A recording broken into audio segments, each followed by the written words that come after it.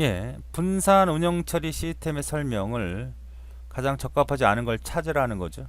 49번. 그러면 이 분산 처리 시스템을 개략적으로 다시 한번 확인해 보고 문제를 풀어볼게요. 자, 컴퓨터 하나에 있어요. CPU가 있다고 합시다. 예를 들어서 가격이 5천만 원입니다. 우리 전 세계에서 가장 좋다고 가정을 해보자고요.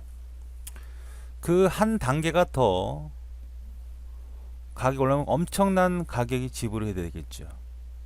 그죠?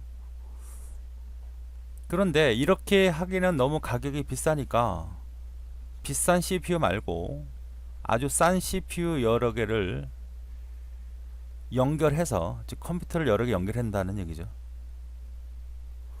연결을 해서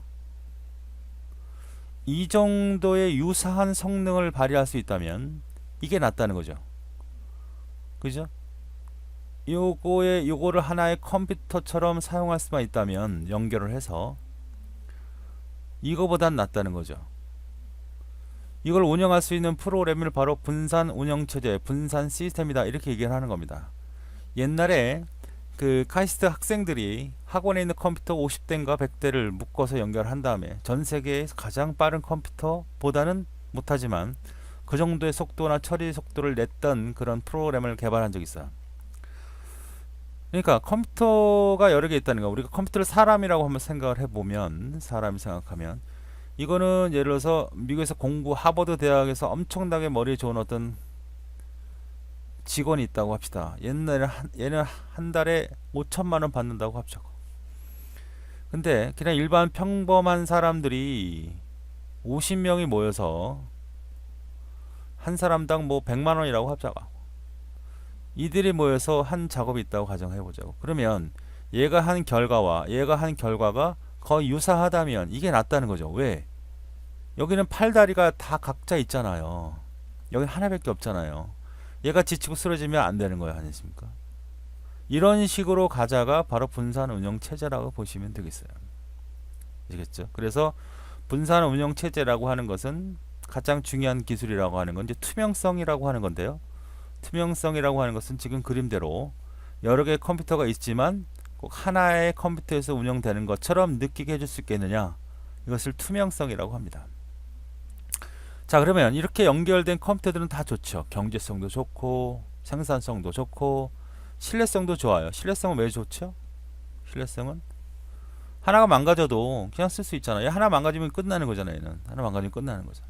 근데 한 사람이 다쳐도 그 사람이 연계할 수 있고 신뢰성, 경제성 다 좋다. 단 보안성은 너무너무 취약합니다. 왜냐하면 이건 한 사람에 의해서 모든 일이 중요하게 다루는 거잖아요. 어떤 중요한 업무를 다룰 때 한 사람이니까 있는 문제가 돼도 이 사람만 족치면 되는데, 이 여러 사람이 운영하는 거는 이 사람이 다른 마음 먹고 어디 가서 그 중요한 정보를 팔아먹을 수 있잖아. 이게 가장 큰 문제고, 그 다음에 이 분산 OS, 즉 분산 소프트웨어를 개발하기가 너무 어렵다. 소프트웨어를 개발하기가 너무 어렵다. 이것이 바로 분산 소프트의 가장 큰 단점이고요. 이것이 실제로 시험에 잘 나오는 부분입니다. 이제 정리가 되셨어요? 예, 그러면 문제를 확인해 볼까요? 가장 적합하지 않은 것은 신뢰도, 자원 공유, 연산 속도 향상이지만 보안성만큼은 향상된 게 아니다. 또 하나 뭐야?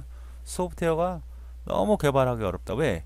여러 개의 컴퓨터를 하나의 컴퓨터처럼 운영할 수 있도록 하는 투명성이라고 하는 것은 아직도 고민해야 되는 문제입니다. 여러 개의 컴퓨터가 있지만 한 개처럼 느끼게 해줄 수 있는 그런 소프트웨어를 개발해야 되는데 그것이 너무 어렵다. 자, 그래서 이 문제 답은 일단 4번이 되겠죠?